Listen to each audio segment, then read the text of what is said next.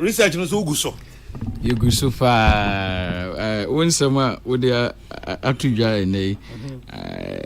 Me say overcast there. Offend them research, and some way we do come out over 2 minutes. I say overcast no home. The questions I'm call about Trikobusa, and I say, me no the tenase. Sao. Some issue on kakra. Eti. Oh yeah, research and I'm assuming do a china me hwen kakra. Eti. Yame o be yi. Enema mienu titru na edapono so anopai. MPP4 womo aba okoto nkugu a wodi ye. Na kugu a omo edi ye. Say omo take committee nko hwehwem. My Kokrokoo committee report aba. Say there be report no de anya ade a ebeye public am obi enya bi ahwe. So okay, out of that omo de thank you to obi ahihye so. Thank you to no so sama shase pie free mu ba. According to Honorable Kennedy Japan no obi a oyem MPP ni ba a party no suspended no ana ni buafu a waten ho. Omo san ton san frɛ no na sa nipa no sa fom so obi no ye ya omo fa nche no no on san mra meka busua no ho. Peace FM. Afei Dr. Babia say niema bi a party na nkasa ye National Cathedral e-levy ahokyere haircut fuel price edon so ka ho no mudi enkugu na nsemo a ebeba bebre ebi si na ba omi ade ono onye mfomso ni bi entumo ho saa na campaign no mu ena bibi ase ha minitumi ntimi nye montoma me ansa ena ekogo hwegu ye still MPP omunsua bibi free de ma omudi enkugu no emu saa na bi aka no. Issue number 2, Galamsey. Anopay. Okatechie Afrifa Mensa. And the team that to just say we no me no pepe umbe or Brasport. Neja omako Jubilee House. Non makwa ko chere so ho. Kwako daho amade ache na nu na nsa. Ya chere se mampani. Enye bo a wo share Ghana for fa Galamsey ho no. Eno ena ye huni. Ene ni eka ho sansemi ena no pay ye ba bedi ho enkomo doc me pese me hwe ba bia wan kasa wo pese wo hyase efiri in the next 15 minutes pese me tie Dr. George Domfe yo minia bema mamina wase na menchia atiefo ene anopai se o kasa me mfa hyase da na mefa me research no eye di ntina ma MPP elusuye yebehwemu a tama yebeto aba nansa na yebeto aba no nsem bebrebe esisi ye ma ye no ma agya nyame amaye akwanya ya ye 30 mi field eko titi nipa enuma asem de etudwa no yeso agya yedwuma sori ye bi meka se ohwa between November 23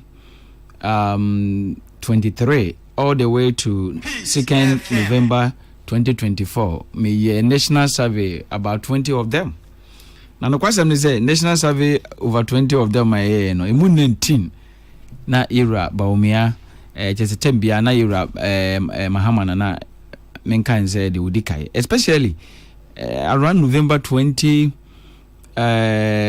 hokra de chese na era baumia na bonibeka say ni popularity ni na ewo fompa na sa tamira John Mahama edi ahura dinkai pa na de ema eye yenumu bi nwanwa kakra ni say if you hoba na especially April hoba no Dr. Baumia ho den ba soroma yenkan se nanka one yira John Dramani Mahama entem na nanka first bro more than 10 percentage points no baya ma in fact the last survey cried the nature say ankana ede yira Baumia ami ehuredi ka sabe satem na yebeka se nanka ye hwese ibenya ami run off nti ekoba say ye to aba na the hunu November 2023 na asisi ye no ye mu bi nwanwa pa na nwanwa no so na enye ye nwanwa pi say ohwa na asem asi the whole world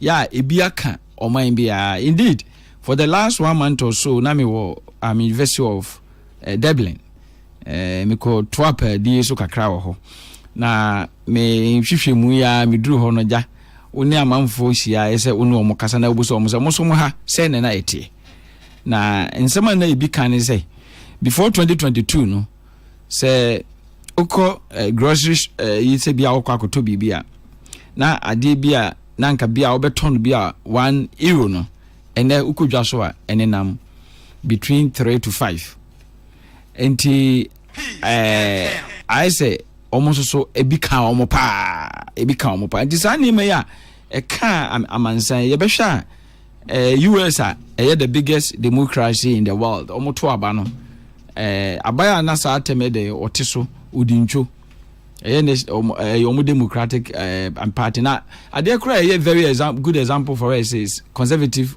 party ya party nimfi awadi na wanimu pa ekọ mi ahanu ho baabi wanimu pa ya omabakwasa mu no omu nimtwo sa da sede July 2024 conservative party edi ntwo bebrebe sa no enti yebeka ni say na Ghana ha de yekoto aba na sa ntwodu yi ba ya MPP omu di ntwo pa buruso yi ya yemu bi na nka ya nsusu ni sa no na nya wo de hwe amansan so dwaso niema na asia na nkanya de na eye nwanwa bia because ye hu bibi say since the year 2022 no amama ya na o makọ abato so ya ruling governments no emu 65 na omukọ ye omu nyina de omalusu baby ba ku kakra bi na omutimi edi nkunim na chese wo hwe a sa global economic turmoil no hit every country hard. In fact, obeyoma bebo sumi mienu also ago Germany the same thing esi homa omu ruling party no reporto etina yemu bi ehun se na enhyeda enye nwanwa enso ye nyina enkamfu ya no na ese yekodwa so ma menka ni say over 20 or so national service ye no ade ba ko ne di makotene pa ne nipa ne bia bo mu tiri mu poso mo nto aba ana mo beto aba etia MPP eyese na oma no ahokire ewo ho ya yemu bi nya kwanya ka asemwe ewo mo amfidie bi so bebrebe se abana ye koto na ma ahokire dodo aba na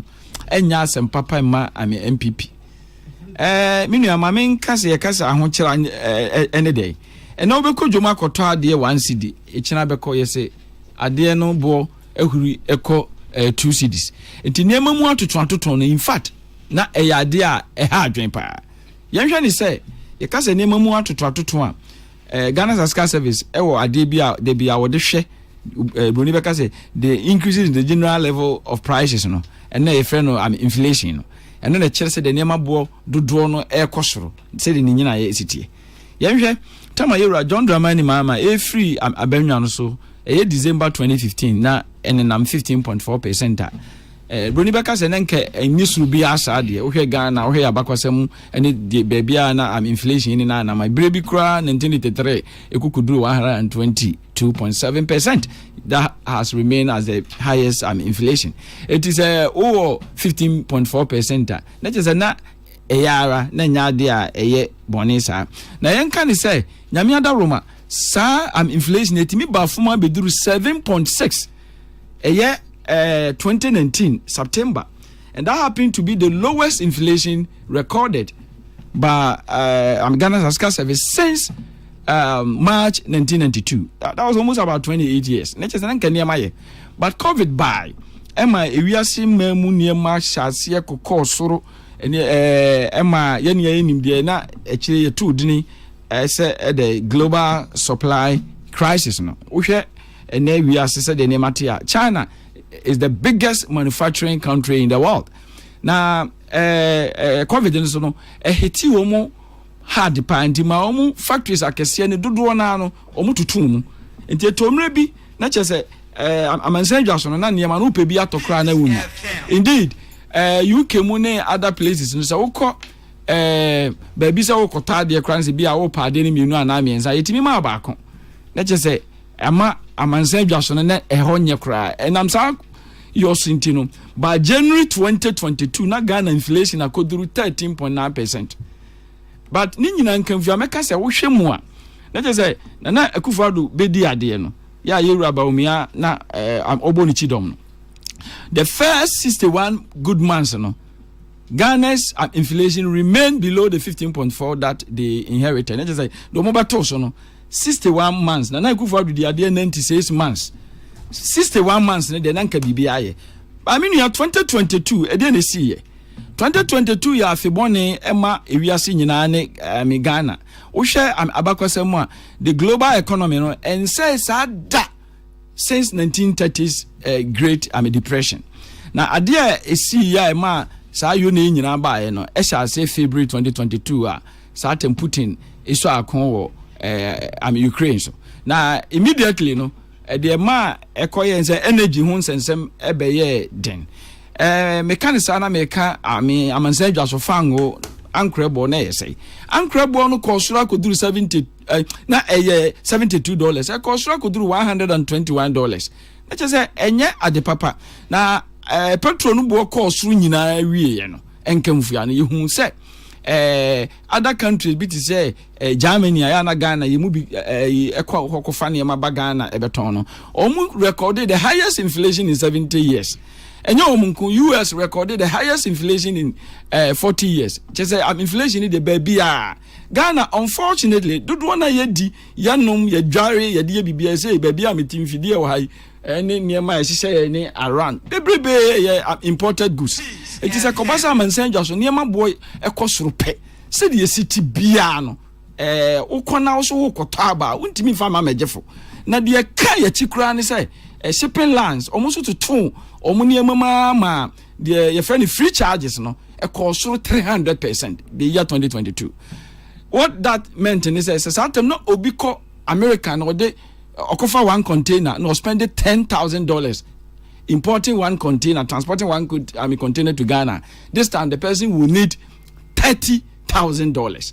Etiema importers won't chiri womo Emma chesa niema na woko faba no niema no say $1 and $2.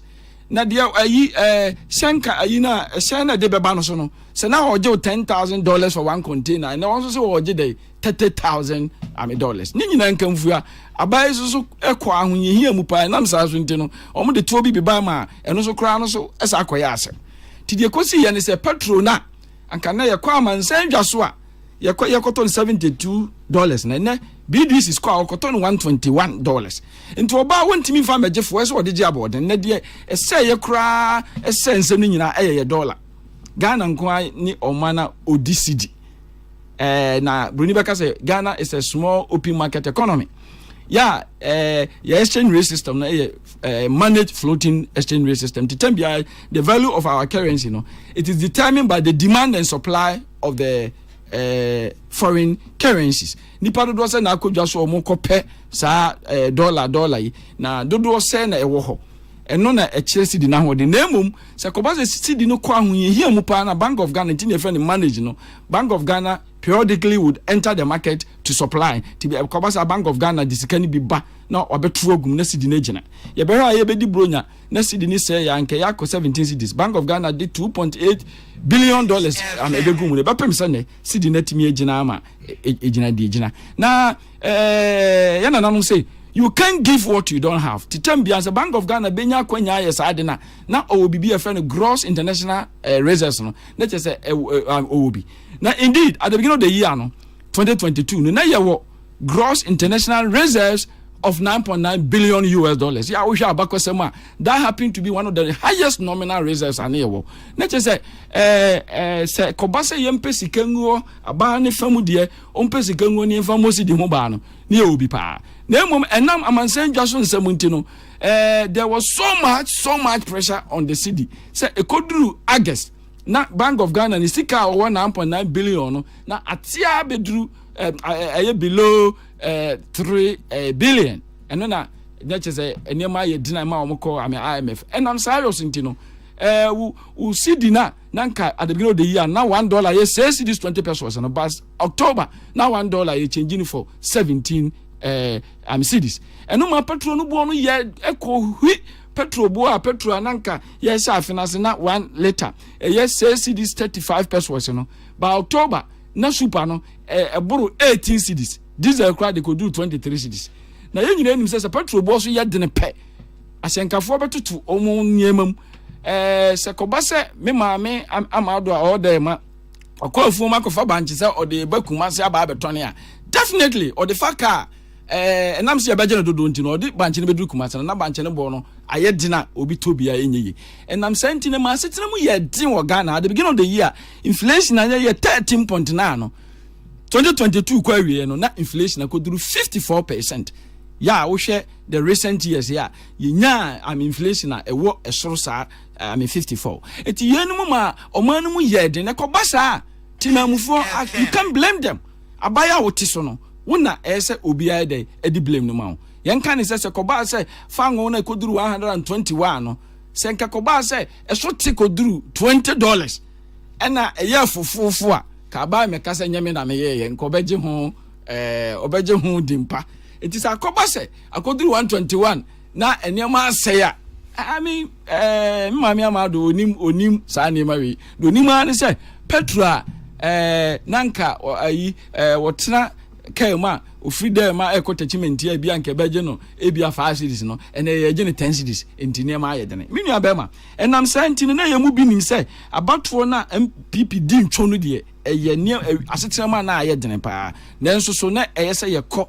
Na yekoye ame research ya mamen kan say ye de bruni friend no qualitative and ye quantitative ti the whole Ghana yesoma nipa ko bia ye tro be ye bia e ma nipa no kokubusebusa say abato no ye toto ye no senti na say na esiye na me mamen kan say ye sha ase na e nipa miensa ye busa wo say wo a ye busa wo ye ne wudi nkomo wo ye MPP ni ana me MPP we ye NDC ni ana ana say we belong to other political party ana say uni ame party bia mu kra ye che omo miensa na true a eye me very interesting ni say wo fa nipa wo ha bi omkoto abama NDC a wo be hu say emu 98 I mean out of 100 eto abama yera John Dramani Mahama 2 pe na to abama yera baomi ana che say I mean NDC for me out of 100 bia no omoto abama era ameba omia ufra MPP for so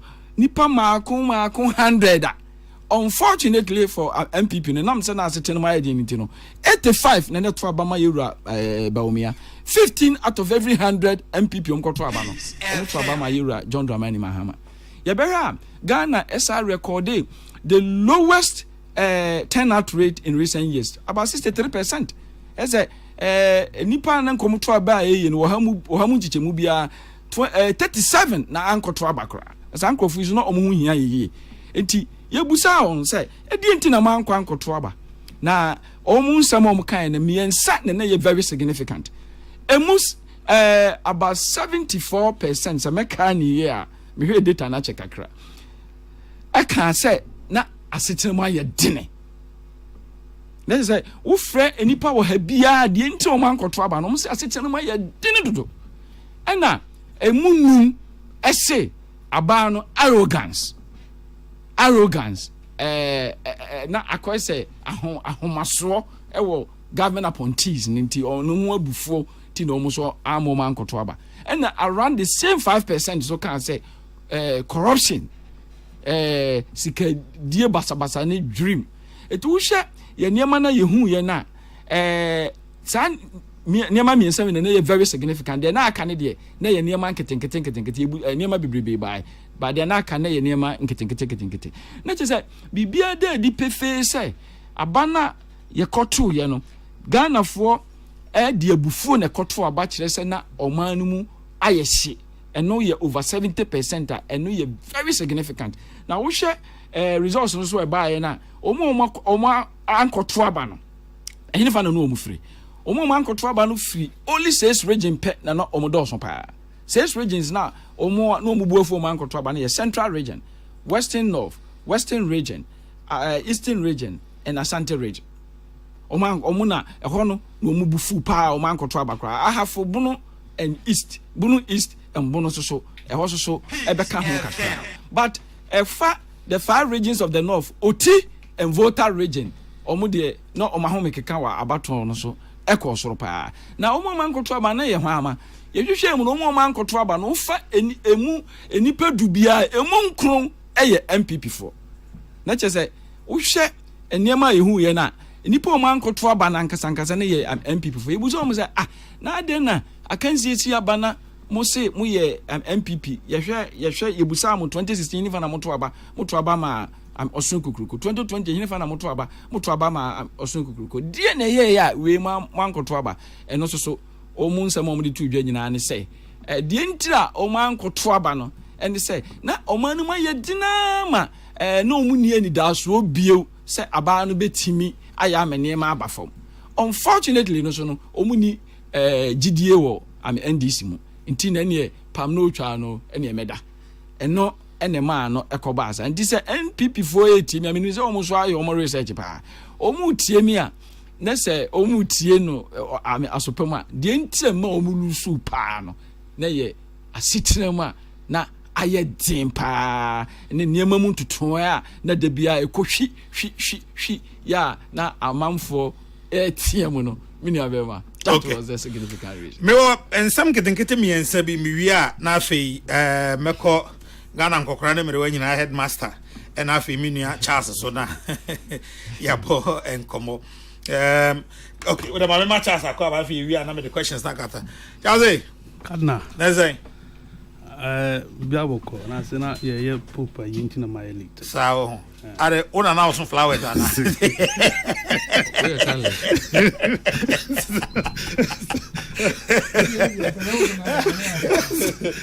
bro are you a Catholic?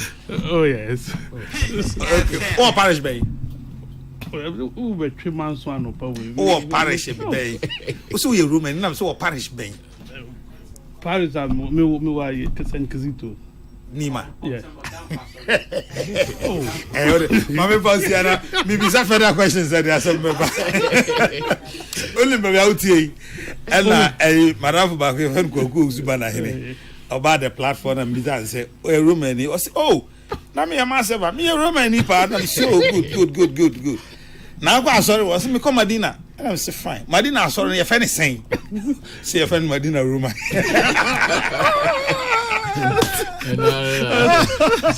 I'm say, welcome, Mr. I saw bien we are friend Medina Roman. Also, Nana, judge I friend Medina Roman. I'm okay. Now, so for the same. Every single who but I need to meet the soft anyway. Good to see you, Charlie. Now we're there. Ejuma we there. Nyamiadum. The radiasipa. Ghana nkokra ne mere headmaster. Hey, Nana. Ano pen kamia from a Center for Aging Studies Nairi. Nairi. Me ho che na che se say che yes. Nyasum geta. Nana. Prof. Michia on we tifo. Hello me aminia. Oh. Ma feel. Analysis no on say analysis ne mu da ho papa we no data pa na kasa no. And I love search analysis. Me so me say the first time me share no. Oh, good to see you. Thank you. Nana me fa quest me chia me mero afo no me Kokrokoo no. Me say mu tie. Entino obia nkono monsuye. Obia nkope na duro no mo. Obia nkope kokobi. Na ya ma remfi se obe nante kakra. Atletere wapo. Nana bacho kache kwa me se mafe no. The pacho you make a kwa me mafe o.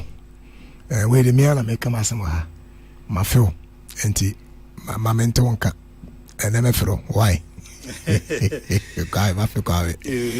Na Nana papa adibi teobi am pese me kan wasem na maba we so Nana udu airport na sadi me say be 3-4 years ago me kan have I think we should find a way of say utukwa na oba the waiting time what the befa baggage no it's like another flight. Nana is serious so say what's now flight money be 6 hours now we do now me say 1 hour to 2 hours and now say ka baggage that is like also transfer also 2 hours or continue so now and me do about me say researches boga waba me person mukakra I ask questions because na the same luggage no obedu krobi so we see a maximum 7 minutes and now na I ready enti the easy enti me engage pen for be ho na me hu say almost the scanning process is slow so almost scan baggage no answer na for baby answer ba carousel so just say e be say do me ba so a e ba no say de ya to pipe mu a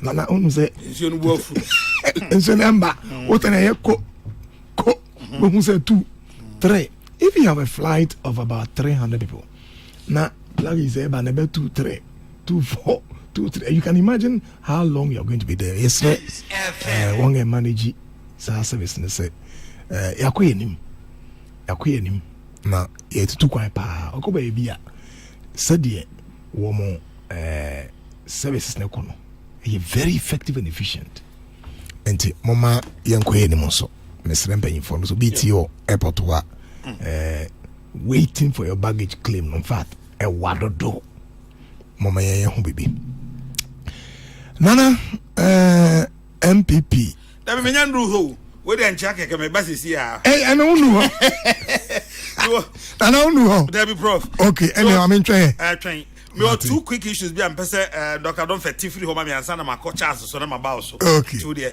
jiwa ho me kra ma me na Dr. Don yes me pese me nyan chiri mu o sa na market nkete mi ensan yi eso de di kan ene say we sa factors na obo so nyina ho kire ba ne mamu ye din we na din nyina no yamfa ne senka enye Dr. Bawumia NNPP for the coy ene ye candidate fufuru bi wache jakon Kennedy Japan adai ni mo obi fufuru bi a anko betimi awe ni power na MPP ana eno na ase na me hiti ho no se enema miensa na eha wo mu pa na enema miensa no the most significant one no wiase ana ayedene of course here Ken Oforiata so we sorry Ken Japan we tamana omu ye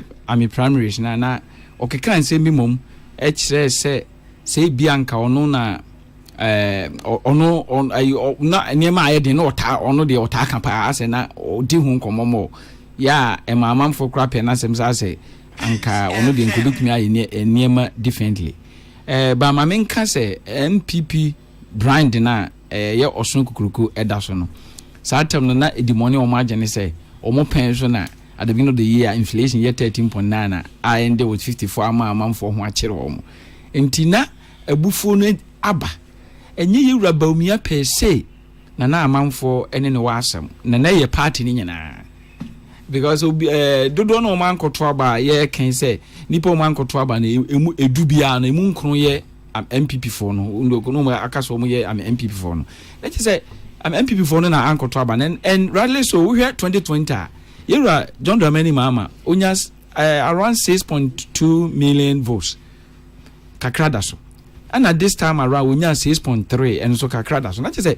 ono kra no hwe aba we nya 2020 ne 2024 na yewura John Dramani Mahama wan sheda nkwa ni mu bia about 100,000 around 100,000 a little over 100,000 e be kan de we nya ho na say wan sheda nkwa ni mu bia na MPP so yewura Nana Akufo-Addo onya 6.7 million votes ya nanka esenka yewura Bawumia etimi nya sa votes na anka ode winning enso so onya around 4.9 million na cheso hwema between Nana Akufo-Addo ni yewura Bawumia kra no enemu twen pa enti se sa net there is almost about 2 million or so Nana Akufo-Addo then just bibia there di pefe say yewura Bawumia elusu bebrebe na ye wono ana ye wono ade a yebusa nsem bebrebe ensam no ase ba ko ana nke befa yewura Bawumia ho pa ye ni nkramu sem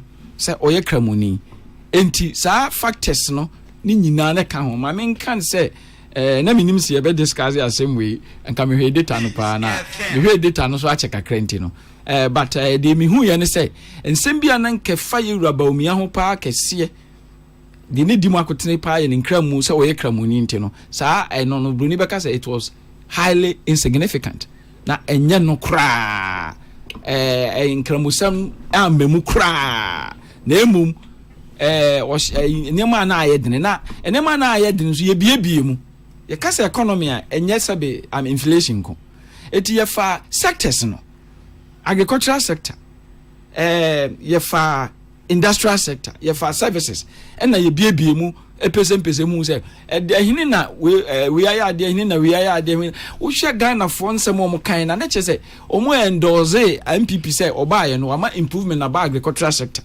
omo gi tum say manufacturing sector economy omo gi tum say services no so there has been improvement infrastructure omo gi tum say MPP abai ayade we compare the past MDC in terms of our sports infrastructure roads omokai in terms of our educational infrastructure na just as anema we no enka ehonko na nkiye kade anka na nka MPP yade pa ba sankrofo no no omo kan say MPP abon ho modern in the sectors in various sectors of the economy no ekoduru say ye kasika center say depreciation na omo enye ho kra say ekoka say inflation na omo enye ho kra na no ho na yeraba omia ho ebe mu kakra say na ebusa say hwan na ubeble mu no individuals and as agency and as government enti ono wo hwa na dodo na sobo no kese na namsa na akufu ado ne na eye president enti no ye boy individual na akufu ado din na ne ye bo anase ye bo party ni din yeraba omia ho no menka ne say blame no oje kese echen se me fancy yura ken Japan ni nipa omudini ebeba bebe mu no nanso so na sobo no kese ne de na ekoma MPP as a party and then Nana Akufo-Addo as a then president enti yeraba omia no ne hu ameka se ba mu kakra eye ho no na ewie ne ebusa se campaigns and some no obeye flag bearer no compared to previous flag bearers omo hwa na ho ode ne na ho mkeka ne nkabo mu samo de ba party mu no na tese menua onya rating kese pa ya omo bo na baso se chese campaign wo hwe ayi na omo de ma no na chese wo hwe ye hu nipa kra wa beye MPP flag bearer wo de ahobrase ne ani den ne akonkode na ye campaign den sa it was clear ti na chese omo bo na baso pa omo sa kan se ne kasa ahote eno so omo ka say kasantwi ya ye kasa didi atem no na onka bi nti wo hwe presidential ifo na Fayera John Dramani ma ne all the other gum leader omu nyina no ye kasa ye reti nipa ba ko a na owa abotre won kasa emo a na ompe sabe kasantwi a eno yera Baumia din kai kra omo koto abana kra no egitum say omu say wo ha mu chichemu no onya emu almost 41.7%. Just say nipa ohano mkoto aba no emu 42 ne to aba ma no de enso so ekoba se ye ka se ahobrase ene ojo ene nimdie ye na nimdie adi saa nkrofo ye to aba ma omu nyina ho ananka wo pena saa papa no na omo to aba no kra no ebo ni dini se ono na oye pa enti ye raba umia ankasa de meka se ye data na enya no ho asemboni bia nkramusam na akwese no bi e kan eno anya hwe menim other service amanfo aye but me dia my CC ane de Bruni Beka say it was highly insignificant e kire me pefe say Ghana enye nkramusam so ne hwe e de to aba of course eno nkire say na zero ye nya kakra about 2 to 3% me you figure no but na me ka say so nipa 100 na make decision na say mu mienu ana miensa ko ka say o ye kramoni ntina man to aba ama na say emu aduo son nine or nsia ko ka se o man no mu aye dinti na man to aba na che se e be che opefi se nkramu sam no ya ade a enya no na e ma yeraba omia elusue minia mate doc numsio ya be korana ya sen aba ye ba other issues o ho be bisa ne se ba bia MPP fo aduru den e na o so mo ye no sonko na omo ankasa ho no dia no betimi aye na omanya sanka bo mu na omo epe no to de numsio na ye besan aba so mamenko menua Charles McCarthy or for Emma Hawks the Obokrata and Mamene Chase so Chinkomo. Chase Cardinal. now it is a view. Me who help you? Issues no they go and no 1 and 2. Because I'm here the whole percent. Cardinal, I mean now I say na mincha we team for na mincha akuku da ma me no mo sia no pa wi.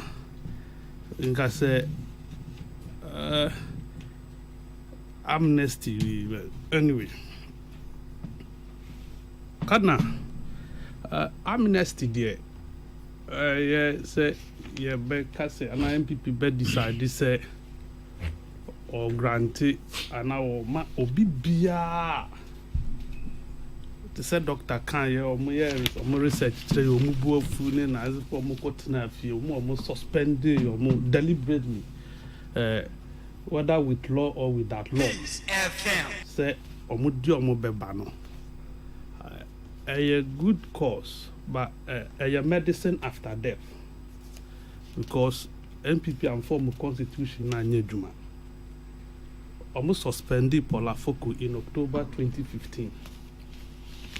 Paula Foko away Japan in Sami Crab in October this year, 10 years, and almost suspended omo. As a layman, my understanding of say who suspend you be now.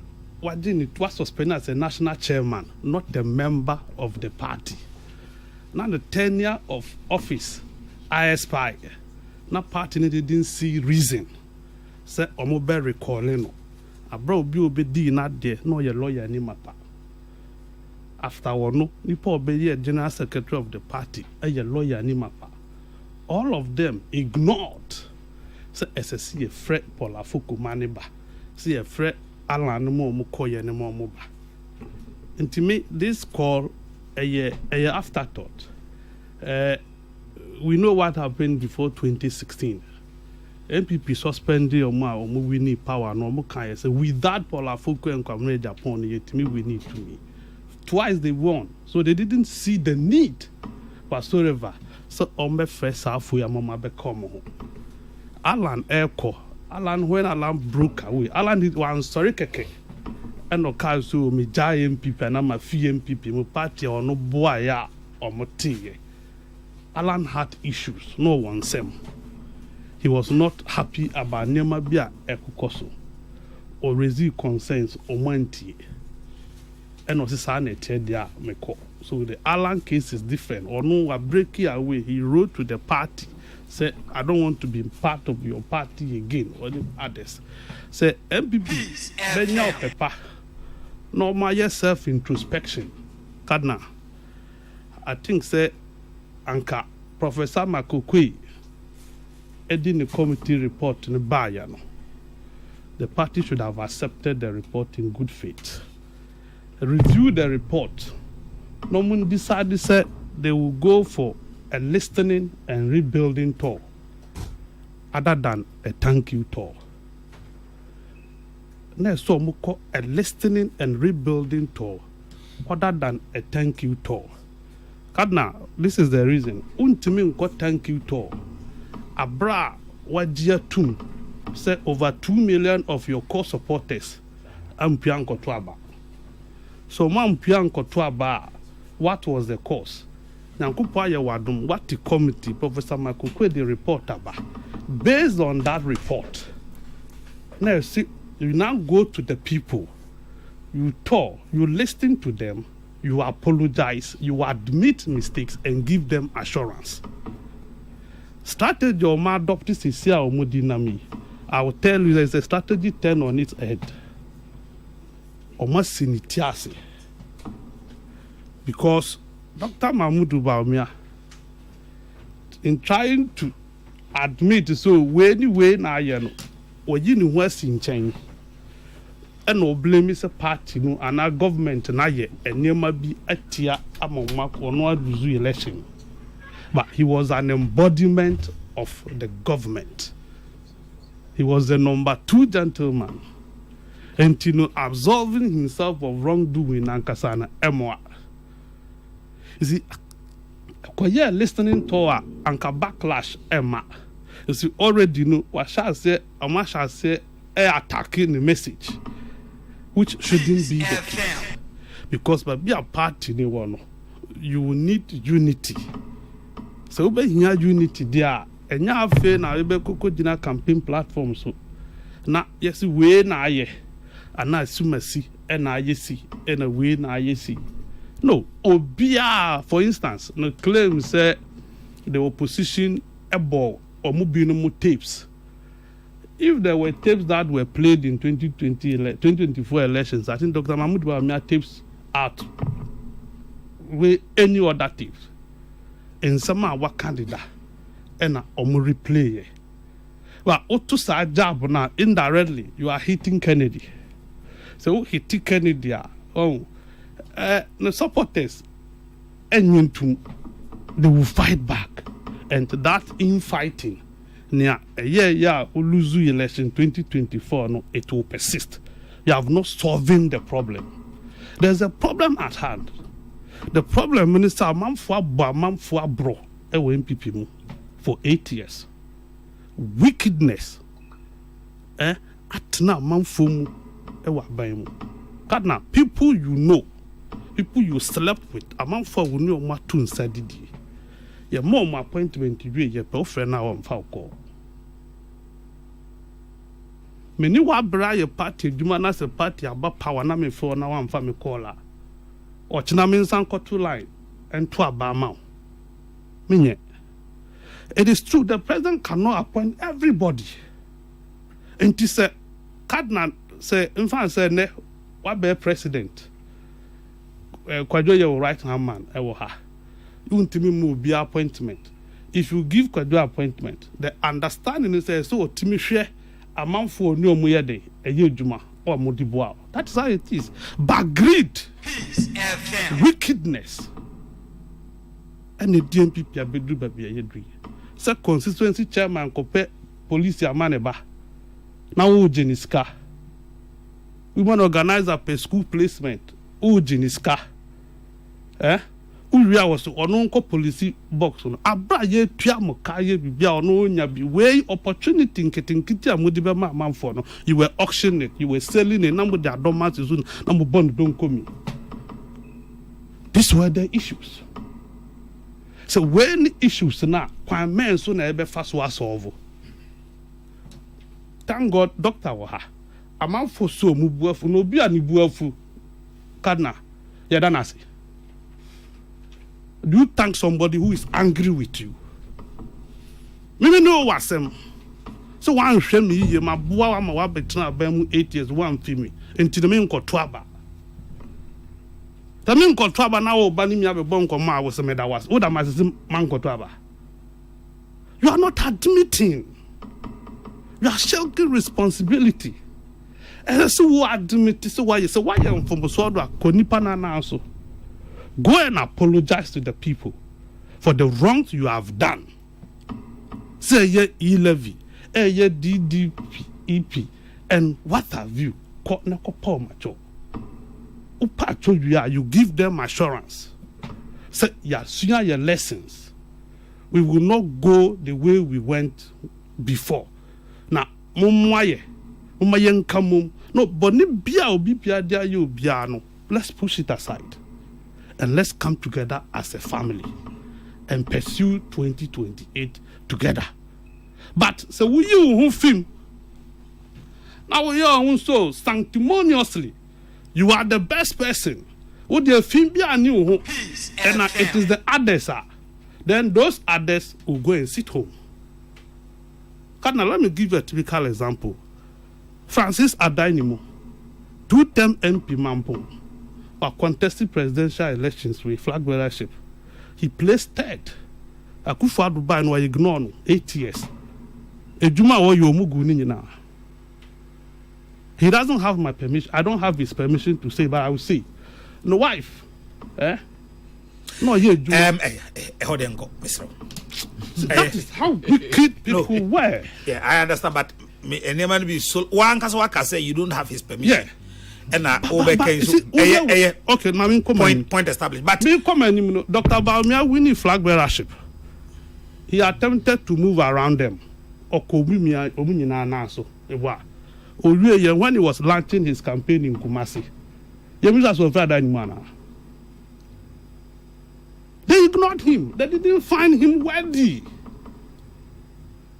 And election, you are man for no man contest the election and lose one winning. You bring them on board. You assign them duties, roles. That is what you do. So we ignore Nipana, Obeko Trafi, and no yama in the end. No more patch or say former DCs, former appointees should come on board. It doesn't work like that. A man from Fawunyado, MPP must use Onyado. For me, I think that they are misreading the room. With this recent thank you turn, it is a misreading of the room. Okay. And the message is a wrong message. It's a wrong emotional message. When you go fool, what punish me? You love you, Miss Menye. Eh? But we still say, we are a so Damas. Okay. Now, me wa question be am person me bisa na fe odi wi ma me call professor for so. The kind say omonko round enko patchel say omo ye boni omo anye ni yi omo kwakuti the party for no be kan ade eno enso ben ne beda every the Kokrokoo committee ni ye no. You see, Kokrokoo committee report no or on terms of reference, many be but omo say report no idea far. If that report is encouraging, they would have published it. Oh, be that party be a post election a year Apple be yeah, standards. We are not the standards. No, but in our circle now you operating. No, let's look at what we have. Because still, we're looking for best practice. Just a minute. Yes. In this fourth Republican dispensation, 1992, ABC Sabri. Yes. I had two party state, NDC MPP. Fine. Me no sa party see me no. What who be? Say me no akwa koto aba. Say ko yie sa nko yie. Omate committee. Either Osafumafu committee, Kwesibotwe committee, whatever. I publish it da. I'm publishing it da. It depends on the content of the report. Anna, what do I say? It depends on the content. And to having the benefit of the report, and to having the benefit of the report, the approach should have been different. Because report, by my says you won't publish the report. So if you are not publishing the report, now Dr. Alhaji Mahmoud Bawumia on this campaign tour appears to be giving insight to details of the report. Because maintain that Dr. Bawumia on his own are commissioning people to find out why the party lost. And if he goes about and telling us why the party lost, I presume, and I want to conclude, say, it is based on Professor Kokrokoo's report. If that is the case too, I know what Bisa say, is that fair to other contending aspirants? Say, report, number. They are more back for not on inside. Do you know that for a fact? I don't. That is what I'm saying. You see, I'm speculating here. That's what I'm saying. That if that is the case, then they have not been fair. What if it is not? That's what I'm saying. See, many would say, now you know, said Dr. Alhaji Mahmoud Bawumia, I have not commissioned an independent committee to look for reasons why the MPP lost. That's not true. And the report has been presented to him. No, on commission independent report. No family one. Let me say me. That's what I said. So, I don't know. Yes. Because I don't. So I assume. Okay, so that is only an assumption. Yeah, it's an assumption because I don't have facts. It is a hypothesis. Yes. So I assume. You see, and the assumption is grounded. By first, in what? Assuming say. Grounded in what? Grounded say we are conducting research. Let's granted say we are conducting research. And now outcomes number. Was that the recommended approach to go about it? So at this point, who named the original so kasa? But the original so kasa, it is hurting. You just started 2 days into it and there's a backlash. That should not be. Because the reason for the thank you tour, so-called, is to regather, regroup, amend your bad ways. So if that is the case, not 2 days into it, look at the rumors around. Say obia bobia sum say nya no kwa yam fan to nchen na wait no there other owusu bempa toba power grade dan kwa no people be now attacking your message. That is not the best. For me, that is not. It's a wrong approach. Mate, me da say Charles McCarthy ono ne semu for that hawk the Obokrata ano ono na yeti ono so na dwene no doc mo mic no yo Pajo one guy doctor don't present the mic this is the obeka bia e beti say see am person me ne Professor Joseph Osafo e na e kasa me beti prof na eti ono so na dwen kire e wo issues na e wo ho no e ho prof na me da say yes enkunumdie naja bebre na nkugori ya no ye orphan ejanka success has many fathers but failure is often an orphan.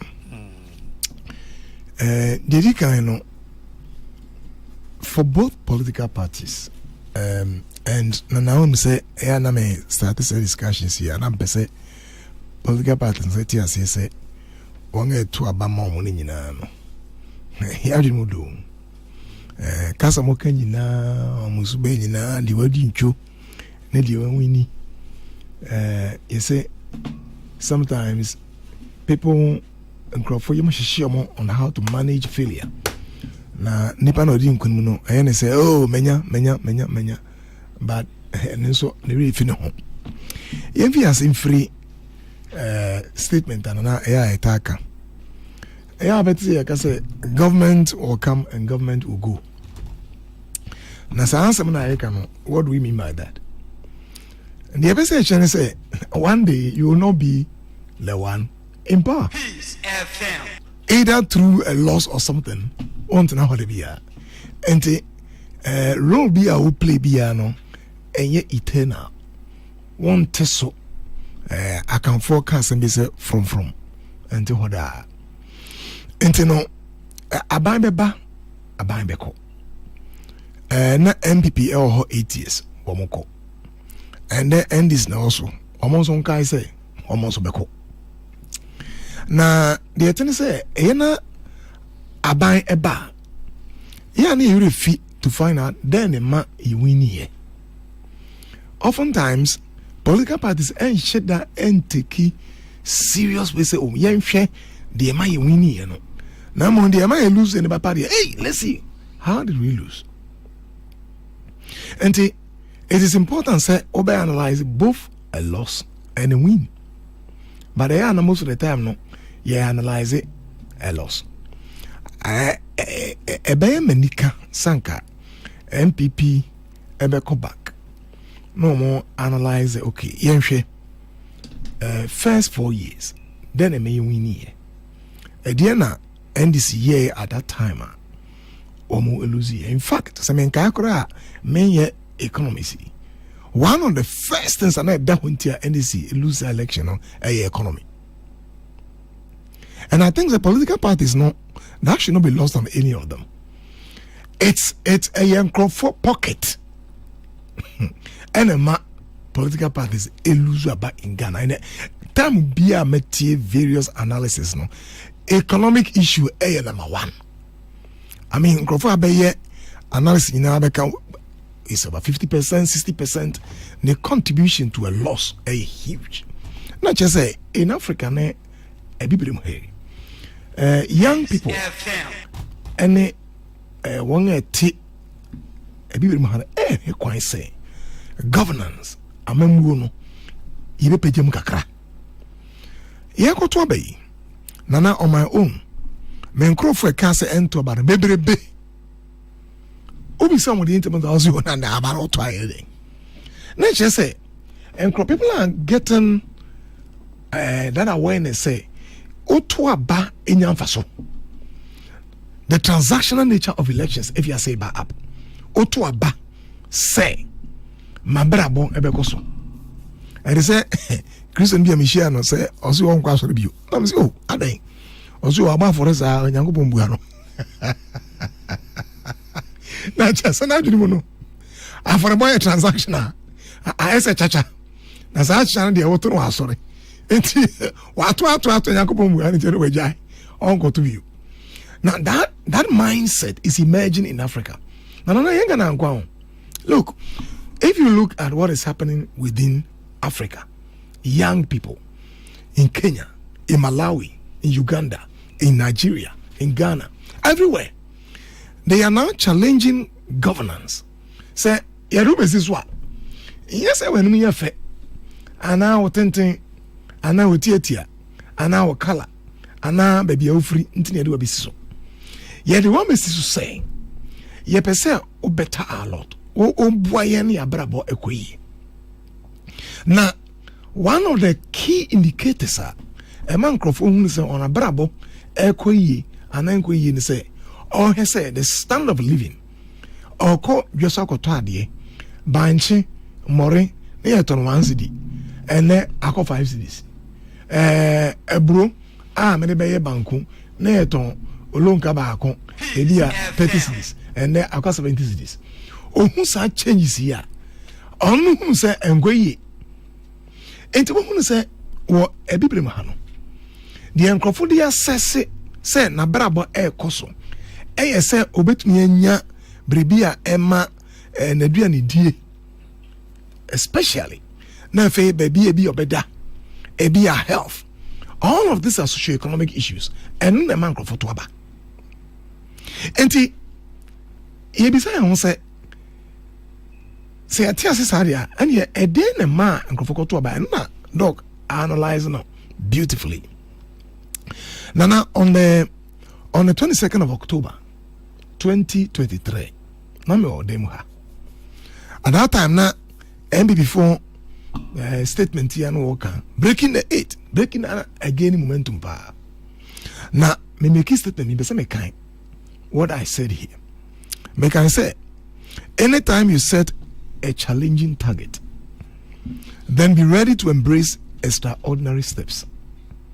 Because you cannot achieve great feat on the altar of mediocrity. You know, person say, utu anamorpho frubia, anamono a challenge you are.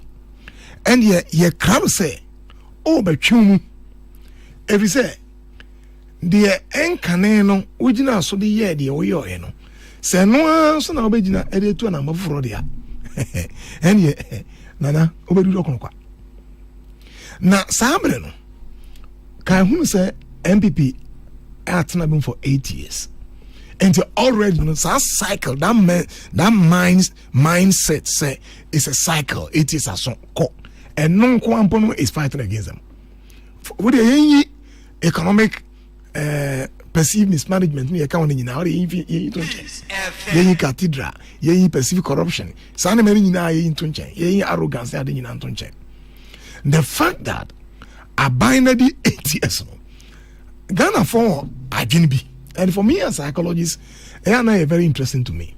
Adwene say the binami ni bi what dey be say Ghana ni bi oko boys na me ko imiti na misa boys now and these are narratives are e wo down ho oh na say prof na say no dey say 8 years omo he say 8 years na we o say 8 years why 8 years onko no be sombra.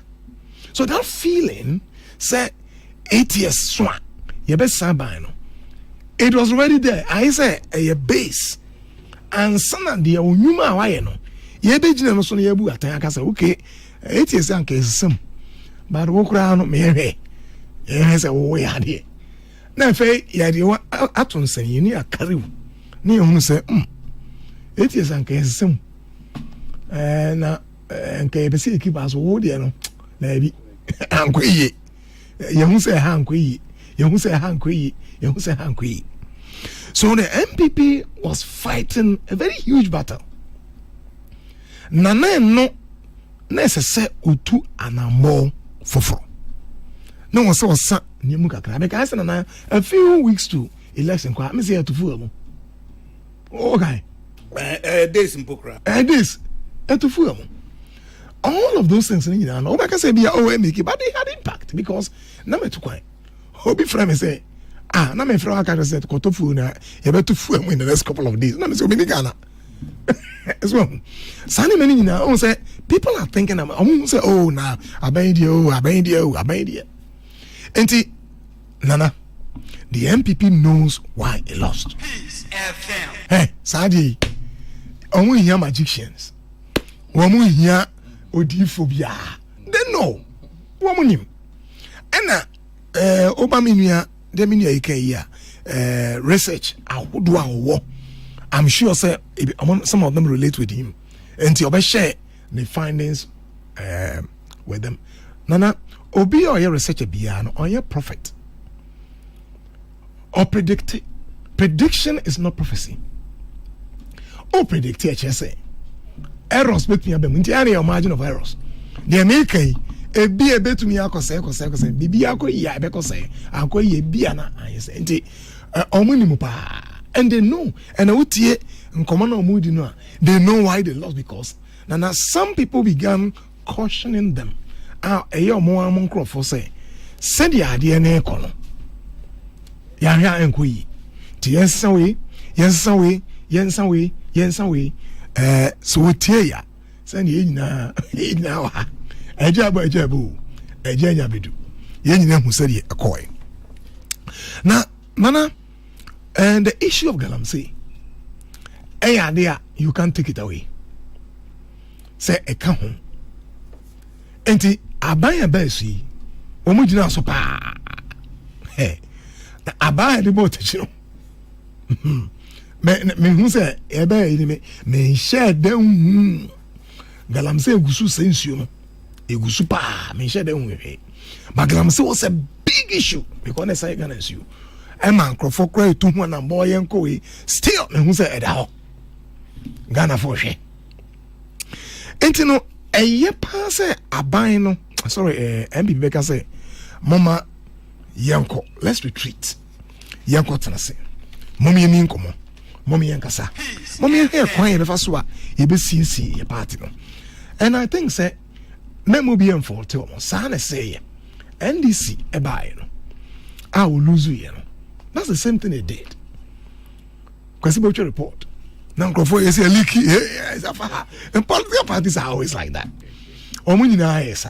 I think it's fair to MPP say yeah mama kwan however they are doing it me I'm not bothered about it what is most important and say nana ometu anambo no matter say let's have introspection na yen hwe bebia yen from so no na yen hu say baby yen from we Catholic Christian yesu ekasa church different churches in Revelation or say kai bebia ohwe enti wo kai and I think it's a very good thing you are doing na wa apologize it mehunu in one of the people say they have gone apologizing say they apologizing to Kokrokoo say maybe you ha o ni what is important listen na adebi o ha when Senchechek asembi I'll say success is not final, failure is not fatal, it is the courage to continue that counts.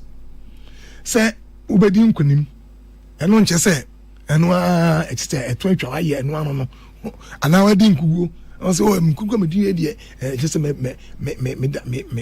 wie aba na bi I say de hia ene akukudro da kuro e bi ni say akukudro ni bi ni say me hu MPP fo ni bi a omanya akukudro a wo kasa that's the courage in the bin den e bi ni so ni say won ga yempanyin fo patro mu ebetie say asem a osomasi ana benti akan ye yemfo so nti agiato that's the courage nana one of the ways I would think say paying for courage ni say why yemfo so no be criticizing no be yedin that's courage and I think say omema kwana nkofo akam boso asem no manya akoma pa akoma so adia that's the first way of healing the party na afi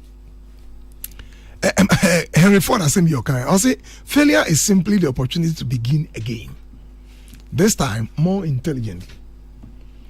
Nkuguo ɛne sɛ wanya akwanya sɛ mame mfi ase ɛmfa ɛkwan foforɔ so na mo saa bere deɛ o fa ɛkwan a ɛyɛ ɛkwan a mu da hɔ paa so nti no report no aba no the report no twa mfonyin akyerɛ mo so mo mfa report no ayɛ adwuma na sɛ me nua mu yi kan report no ɛde ntɔkwa mu ɛba ɛde abɔnwene ba ɛde watimi wakame ba ɛde woyɛ metamfo ba ɛne na kyerɛ sɛ nana ɔma nkɔkora ɛne kyerɛ sɛ ɔma sɛ ho koraa.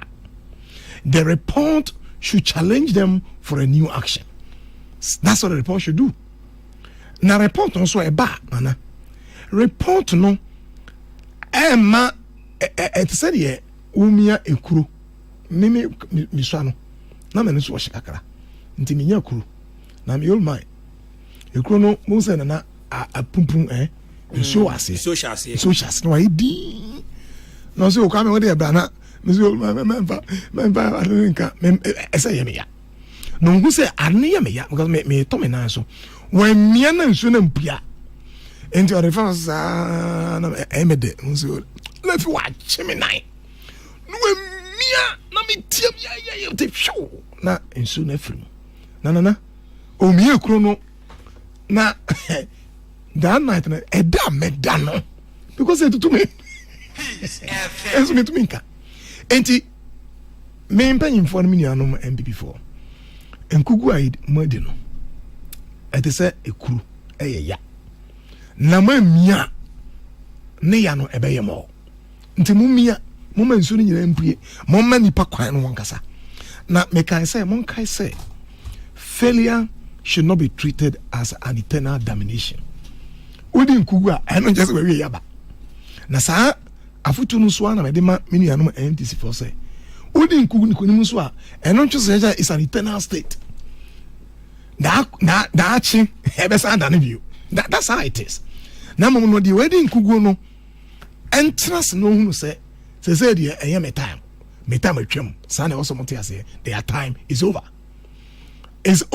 for now at least for the next 4 years no onye mo no wa ban mu obi fu na wa ban mu what can we do to make sure say nana yebetu anamopa me no mame enka me aminipa asemi okaya next man le bia meta ka me de pa or say the greatest glory in living lies not in never failing but in rising every time we fall adia and you nyam pa e wo bremu say enye no say o media me ni kugo da david and you nyam e wo bremu ni say wedding kugo nanso ebiri bia bedi kugo bia no o sorry media me ware him say nkugo na mpp ediye no ebia na yema omo say o mehunu ba bia apro ba bia asai no o matu na mopa no mo siesie mo party no na enema e wo mu because party mu na alanti ko na we ko enti a lot of things were happening in the party. This is a healing time for them. Na so munya botre no munya ntobase na nseme hwa branti bia no Malawi president kasana nana nsema branti to toma president no na me hu say oh leadership is a spirit and attitude and back. The president was quiet. No tieni and that is leadership. I can't hear any say wonya botre tie nkrofo na nepa adwenepa nimdepa a ewo de ewo ka no wa famu aba na wa de atoto abrabo na eheme se sa na se partner here enti mama partner here distracted by so many things. You say by report no when a woman obi say they should be distracted, they should remain focused. Na mon kai say na iya mon kwa na afem time na NDC fam no meeting sampa I say oh a good partner that they 40 years ebi kwa obi me can say be chairman say oh NDC will come to power 3,000 years, but NDC is back. And they shouldn't listen to Sani Mano because kasa nkofo kasa Remember, Muntin Crofwa, a person say a far reporter who said you shouldn't listen to them. It happened to NDC. Omoyadi, they held themselves. It was difficult for NDC at the time. And you remember, said there were so many factions. Yeah. But eventually, whether people voted, whether MPP for the vote to my NDC for, and Assassin for the vote to my NDC for, the fact is that they won. Simplicity. When we need. Into what we lose, you know, sit back. Now I say, Bibi Ankui, how can I put this together? And I know, sir, reform some bano. Namaya Duma, Ebebo, Nanamanato. Medase Papa, Medase. Prof and Reverend Professor Joseph Osafo Duane Director Center for Aging Studies. Now, my main come messages are Modia Bana Kakransa na Mako Dr. George Donfe any chance McCarthy ni prof so na minuomo ako wi anopay. Omama says, good morning, the Cardinal. Please ask Dr. Donfe if he looked at how our culture of reverence for the elderly, especially among the people in the North, played out. I have a sense that JM did extremely well, particularly in the North, because they give reverence to their leaders, and that JM is a senior to Baumia, so they will automatically choose him. Ask Dr. Donfe if it played a role. Or Mama, and what do we say? Abba Musa Abatwa in Asawase says, Nana Yaka said Dr. Baumia was a central figure in the MPP's leadership as head of the economic management team, with direct influence over major policies. It is therefore dishonest for him to now shift blame to the party's blame for the party's humiliating defeat onto President Akufo-Addo, Kennedy Ejapong, and others. Musa Abatwa, and what do we say? If we are say ebaye. Now, this one, Master Planner Junior Kentampo says, I agree with Prof. We need to treat the injury and endure the pains in order to secure victory in 2028. Unity is one of the main injuries, and we must deal with it precisely. Okay, Master Planner Junior, no. Okay. Guy G, Ewo cantonments, Ewo Accra. I'll say, Ghanaians and the MPP base deserve not just acknowledgement of problems, but clear, honest answers about the future. It is not enough to admit what went wrong. There must be a bold and sincere commitment to real change, not just recycling the same people and policies that brought the party down. The time for cosmetic answers is over. We must demand real accountability, real change, and real leadership. Okay. Kwampoku CID. Who sends me something, I won't mind him. Yeah, about Premier League. Manchester United, I'm talking Premier League or not League. Manchester United, 13. Owaji 2. Also, when Manchester United, League 2020. You mate, me da sepa. Onia from Asawase says, Cardinal, scholarship for sale, SHS placement for sale, and other greedy deeds of MPP appointees who Nanado also blatantly refused to reshuffle contributed to this gargantuan defeat. Or anyway, I can say, boy, Ubiabu Niwa, in Timpacho Bajo royalty. Gargantuan defeat. Okay. Cardinal, in communication, if what you say requires someone else to explain it, it is better left unsaid. We also owe an apology to our friends and practitioners in the media who stood by us when all hope seemed lost, yet were treated like aliens once we attained power. Some patriots believed they alone deserved all the finest things in this life, and thus kept everything to themselves. Never again must this be allowed to happen. Samuel Bryan Boabeng in Aushi, who unfortunately is a Liverpool supporter this morning, decided to equalize something and sent me Premier League records and say Manchester United 20, Liverpool 20. But he forgot to add that in the era of Premier League, Liverpool has won only 2. That is also true. You should add it the next time.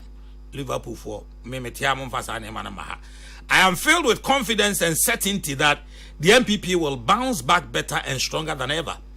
It will be crucial for us to come together as a united front in order to achieve our goal of winning election 2028.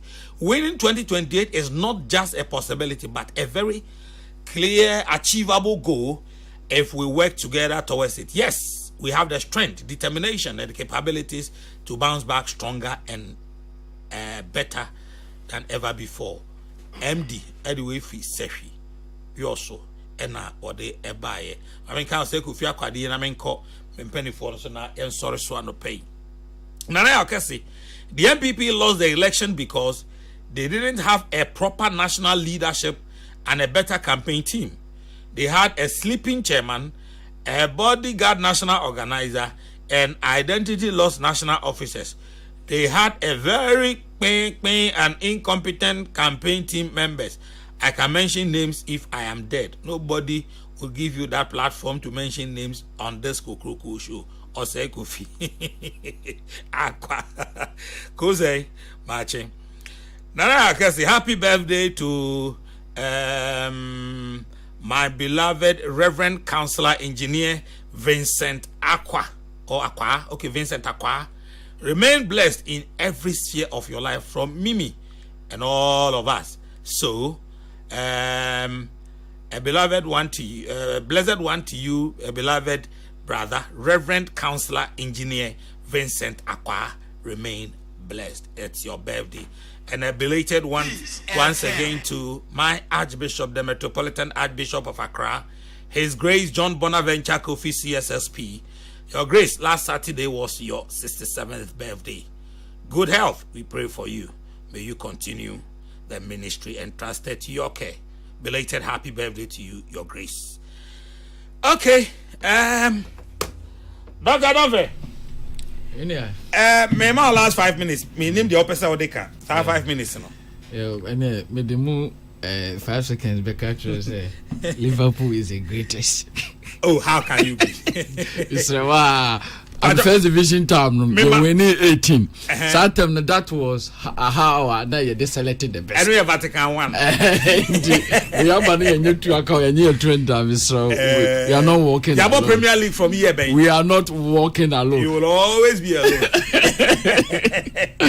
Anyway, yeah, me no more kasabebre, but my main can't achieve for now. Omo enti say yura baumia. I don't share the opinion say bimu say or distancing itself from what is happening. I don't share that opinion at all because o chasi oko I mean approve me so my nema omo kan se omo kenya ma follow pa wo chirechiri mu say enema aba ne ye ya na enye won kan se na wono won ka ho yi levi ni ade nyire ni peace fm he ya obetena ha edi ka kan say saade no electronic tax no emaso ansa na chire dey aba no ko hu se na ese ba na de ma sa ne ma no ko ba azuminua na edin chire se abaya wa bok ne ya bobosia 2022 no one problem hit Ghana ne say yira John Domani ma ebe kono se mbeka se o mote sinking fan ye ko bobosia ekoto futuo bi ne eso a bosia bi wo a ye de afutua especially the Eurobond Yakobobusian de Bitua Bosia. Adeba 2020 ye ho kire pa no 2022 na ye wura ekoba say the credit rating agencies no mu downgraded one day they downgraded 46 economies including Ghana because that day no 12 o'clock news TV3 and make as fast as me omu downgrade na ye ko Ghana economy ni ko duru bia ye ko bobusian ye de Bitua Bosia. Enti uko the year 2022 mu na baby a uko bobusia de betua bosia na say yemma obusia bio no satem the only option for any government say kwese yura John Dramani mama ne wo Professor Mills na nyame sade na ba hwan ne wo yura akofo na be sa ba the only thing is say omo odu omo kan tentam so ese wo na okosre eka no because baby a wo bobusia de ko tua ka no eka no yesi yemma obusia ne bio. And unfortunately, usika so awoje no enso akohomabo the year 2021 your total revenue a ye was 66 billion Ghana cedis. Meaning that year no we spent 35 billion on interest payment bosia yakobo eho ensi ho nko a ana yesade 34 billion for remuneration. Nti two expenditure line items are cover up all your total revenue. Enye easy. At that time, if you at the government won't mean can say goods and services goods and services no any a chairman ministries obi abenyabi ama ministry of education betimi aye adwuma ama yenma am ewelegon yetimi akọ adwuma eno na ye beche bi amebi ama interior anya bi na so obi bo waso abontena obetuminika akọ am police station amammo no enye easy at that time the only way out was to restructure your debt. Na mame mo ira ken am oforiata abaso amamfo di na tempa ya na ye me yetu papai edi animu ma eka na ya bogu ho $60 billion. Of course ira John Doman mama beto Ghana Kenya 8 billion one ira Mills omo be kono de 29 billion na na Akufo-Addo ebe move ko eco $60 billion at the end of 2021. Na ekana many ye ho hwe nye eno na ye call debt restructuring no mako 9 ba ko ye commercial $2.7 billion ene yeru akano for yata ekodi enu kasama ene commercial creditors o ma giatum ene ya san MOU eye yeru atofos in bre aso say ekano omudi omo be ensatrai wo the very good ni say Eurobond yeru Akufo was the first to send us to Eurobond. Na ya jing Eurobond nko $13.1 billion na nyisika kitwa eno so ene almost pam no twa no emu 4.7 billion nyisika kitwa omo twa mu di ache ema ye domestic debt exchange ye wo mu se eno so e wo problem omo tiemi a omo lusu ye omo fa ncheme na ekoba asa ne ho behia se ye sa aba de ye nsakraye sansa che ne sa ne mani nyina ka bom no ene Ghana ye kana ekodu $60 billion na amene ye no atia ba 44. The name say your GDP no so economy could do $76 billion from $56 billion in the year 2016 to now $76 billion in Tino. Am I a debt to GDP ratio no abeye 61.1. West Africa monetary convergence criteria and they say with debt to GDP ratio about 70%, that means you are in debt crisis.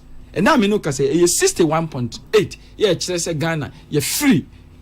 Sa oya no mama ne ama economy no enya edin kakra etimi nua nsem bebrebe si na sansem no so na yewura baomi aka ho bi na ye omo yes because ye nkan say ye beko am IMF ense ye ba ko a omo de ma ye ne say se mo se mo de ka bebrebe dia mo nkyire ye ansa na ye bebo ano mo nkyire ye ne nhyehyɛ amaye a efi na ekɔ mo beji more revenue.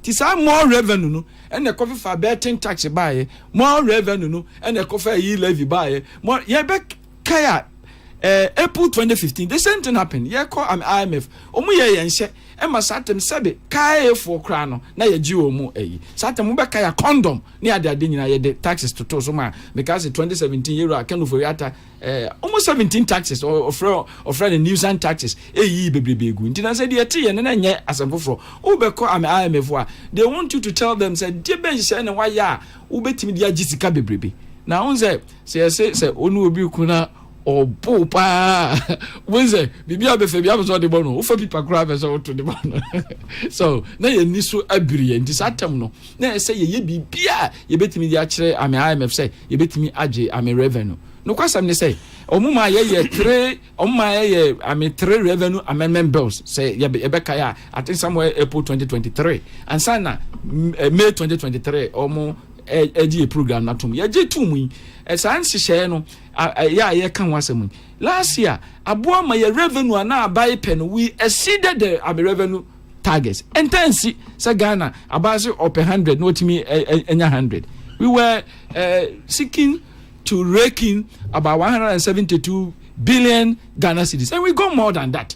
Yeah, a year I'm in crisis and no I'm for by omani agye on say yetimi aboa ama yakoye ntimi nua mesremo a yeru abaumia won distancing itself on cancer asama wo kan say de ma elusu ye no na amanfo fi say eye nkremu a na me kontra na stadia aba bontene kire say enye nkremu sam no na emum economy na na enye no okasa on kasa na Akufo-Addo ono so e de wo kan ho bi pa indeed ono na oye chairman for economic management in said the yekin and she say ni bebrebe wotena adwam ya na oka ho bi pa on distance ne self da obi obeka say bia no me she net akwai say the sebe mo totom mo ne de ahye papa na no. In fact we are not being fair to him on distance ne self da you obi a amamuo no ne nhi ho nhye no tem bia bia obi ku bia no ogitum e wo de aye nti woka say na ye mu bi eye arrogance on kire say sebe impreduasa on kan ho de research aka sisi and na ede amioka etimi ni ma me fa sem ba ko so nsa entudwa and ma hu say amanfo pi di san komo no na asa pi mu ha say adentina ye koto abakura petrol eda na ye tum Ghana nhye wo ho eni say the petroleum sector has been deregulated obi a woti mi bia nti asem wi e ka say deregulated sector e kire say abai ensa enchemu bio na ankra nene omukoto petrol no ye from BDCs omukọ ama no ne enekoto to omukoto ba ne buo no eniema miensa ne control ne buo no abai taxes wo petrol so abai taxes ja abai adia obetimi aye ne petrol mu nyina nsa me taxes ne wo so no me yefiri mu na no so obi obeka sa ase ne bia sa abai nyi ni taxes no na me buza ni pa ko say abai yi wi a hene fa no benye sika ama ye hospital ye teacher fo ne wa ye betuom ka ama o yare so opese okokolebu a betimi akọ enti sa ade no is no go area abai taxes no ebo ama petrol bo no kosoro exchange rate dollar na ho odene so determine the price of the petrol and amansan dwaso sa atema ye beto abai si ye be ha petrol bo no around October hono e kosura koduru almost $90 per barrel me no kase me na 65 dollars per barrel eti kokoduru hono this is for akofa aba no yewra baumia anase yewra na nakufa do ntimi nkase me connection petroleum authority wa akaka twem say me pesa me win nti na dem ate petrol so omo oyesa na chese ye makwa ma mamu onu kra na dey ensise da hono ye ma na nya adwuma etimi kwa na me fi say amanfo a inse say ye be complain say ye koto aba ye to petrol mu no emom ye nhye ye mo ye nsem aba ne say wan fa no wan kowuram na o ma akwa ma nhye ye da ho a ye say the pump prices should be market determined no ye ma market no e ye adwuma ma me mo me nsem a o say wo so timi dia ba wie Dr. George don't fair dog me da say no pay Chelsea but also for 5 minutes there go Cardinal yes sir answer na prof kase amanfo mo kwan na yanka no kwentrom no muntie na supam me te doctor try say obe madina look as if say obi ne cancer e Dr. Mamudu Bawumia anya za ne te doctor the on petrol prices from Dr. Mamudu Bawumia na nkasa na numutio or say 3 days to election no omatu petrol me ti ya na me fi so omoboa na kohwe na ya no kre se wo tu petrol mu 3 days to election na so pesi ye luso o pesi me luso. This were the words of Dr. Mamudu Bawumia enti wa mu nchechemu a wodi bai fantastic. That's what I'm saying. Say they will need more planning. Backroom, transit, report, naba. Me be Kokrokoo, me be Kojo. Me I'm going to meet the people. And then I make Kokan. What I say? How do I do the framing? Oh, a message in one framing here, it can boomerang. That is what they are facing. Knowing very well, as Dr. Mamudu Bawumia versatile in the tree language, just like me. Oh, now all the koto, no the tree ne kasa. Now man schoolino, on what to say, how to say. Mujana, the backlash will come. For me, I will continue to tell the people in MPP the truth. So mutia ebebwa. Gardner, me di manusina ye okateche FIFA mensa list anti-galamsey demo to Jubilee House. I 2 minutes. Right. This right is protected by law, and I think say Ghana ni bia ewa hu akonya so oye demonstrations. Galamsey we edienya. Manu nwanwa ne say no nwanwa say Ghana so we do takwa the Galamsey areas na nkasa na you can't talk about it. Yes. That is the strange thing thing. It is Yeah, happening yeah, there. think soon. It is helping the economy. You cannot go to Tako and do anti-galamsey demonstration. Ombabu. You can't do it. See, that is the issue. And so, yeah, think, see, me, when I got to Takwa, I was warned. Say, oh, I can't radio is no. Mamun Kagalamsey ourselves. And truly so. Aspirants in now. That is the issue. And you know, as a man for now, when you're directly affected, no, don't care. Or they don't care about it. Yeah, tear baby. And yeah, they. Who guys says there's this MP, Nana UFE. Ogoka said, Omopa, Omunko. It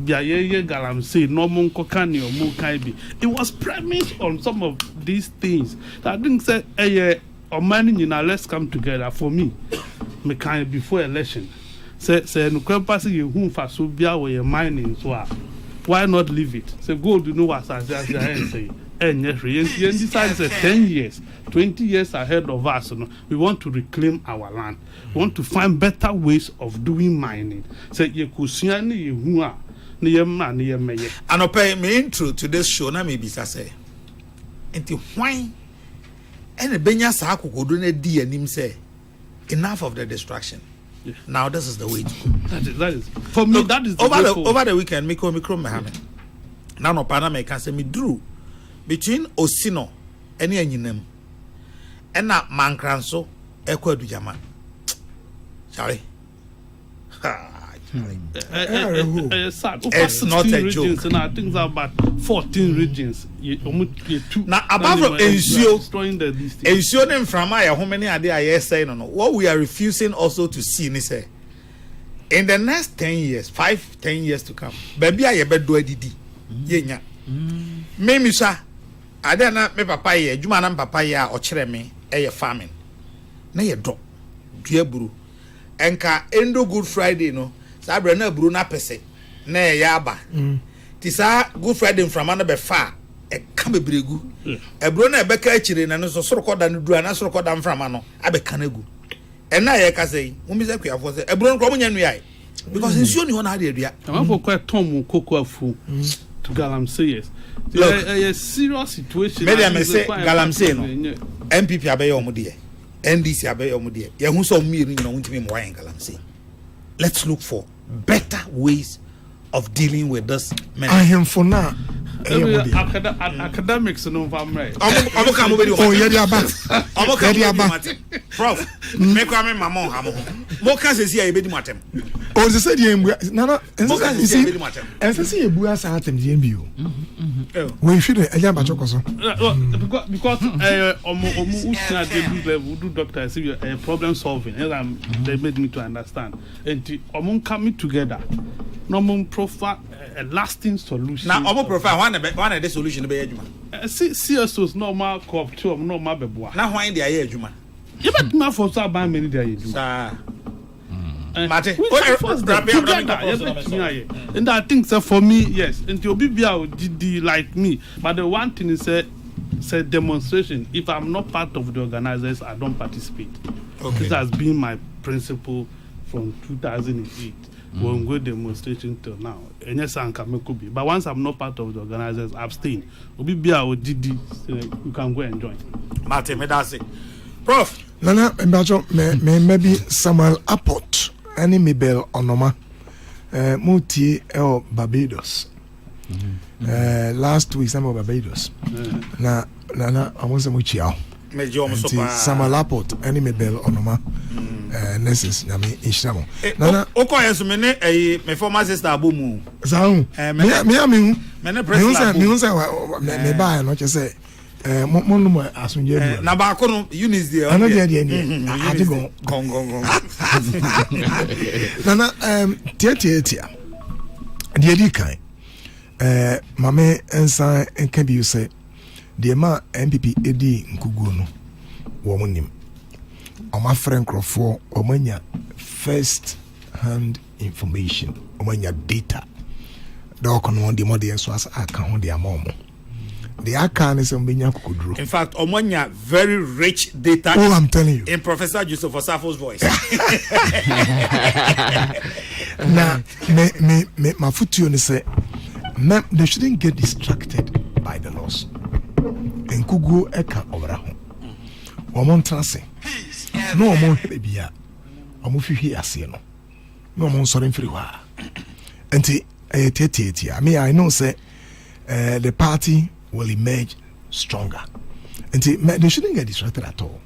A part of the political game will be a part of it. Almost okay when NDC was going through a similar challenge. I'm okay be pa. And no, I am normal. Now, Omunim said ye almost a handle of Misrawo. Report na abano. Mema and Crawford Embunim tia. Na mono omo enya kukudru se ma yemi report no na ye hede wom na anamutu bia especially reforms bia SSA ba no yetu anamanu ye reform 4 years is it Americans at 3 years. It's just around the corner. And someone yo ya omo hu an se yekoto aba enti omo ntu anammo akukudru anammo ya agi yemfo so atum ye yemfo so Ghana fa pa ne hye o ma nto amaye ye ba back ye pomocho munya mujidie tiatia na reorganize and then roll out the reforms na ko any na medi dwen sen na wonim se center hodie nana yegusu a forms are still Center for Aging Studies. Your masters in counseling, your masters in aging studies 1 year, master of counseling 1 year, aging studies 1 year, and your MPhil in aging studies and your 2 years, and your PhD in aging studies and also your 4 years. So we team here.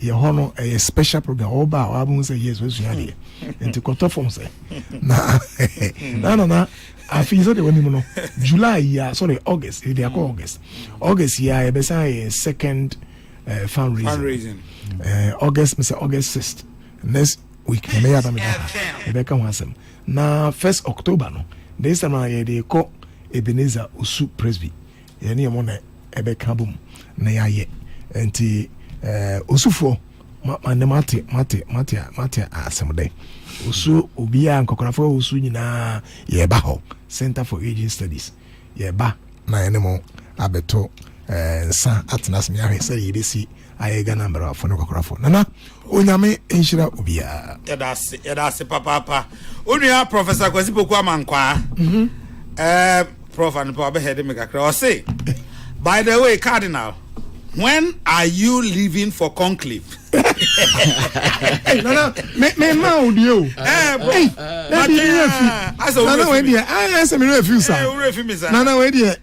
Emma, if I can so now, me you here. Na ye de kakapa e de ama Catholic for ebusuafo nyina eye okonkon ni poop. Say nyame atonsa e de afero. Na I say 13 years or 12 years. 12 years. 12 years. Why Juma pa na report no there all over the world. Wa boy Juma. As I said, you may have say e benya Ghana Pope.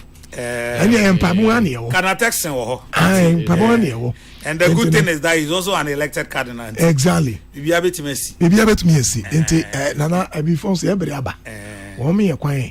Ne so ye ntena kunyo no so bie.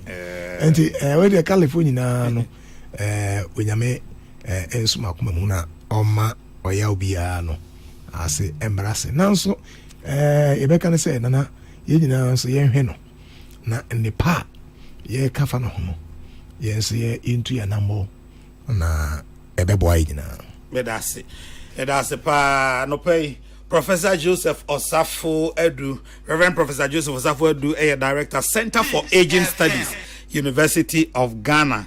And Dr. George Domfeye, Research Fellow, Center for Social Policy, and also University of Ghana, NFA, Charles McCarthy, Samufo, Aoda, Hawks, the Bokrata, ano. Penifui, Enede, Unyansa, Ebeboa, no pay, Emma, Yachuche, Ghana, Ehon, Enkomo, Mrs. Teresa Gordon, Ofusun Kroma, or Enquanta 9 Chips Compound, Sene, Eye, Wawoda, Ukunu, the 4, Bransford, Ofusun Kroma, Wokolebu, Blood Bank, or say, ɔne nkwada ne nyinaa datus nkwada ne nyinaa ɔmo ɛma tiri nkwa na unua ba precious awo datus complex school eno ewo kaswa ene abusua nkai se ɛma tiri nkwa happy birthday onyame nhyira abusua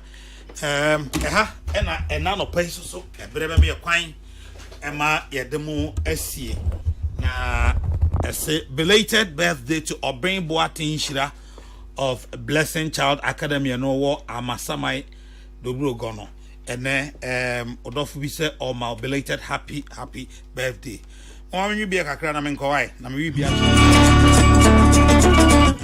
me bi ani nie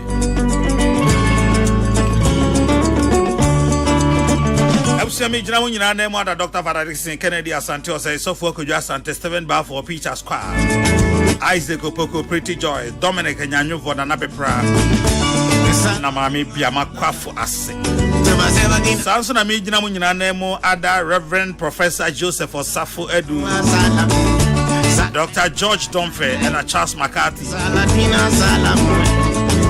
Medomo Asia.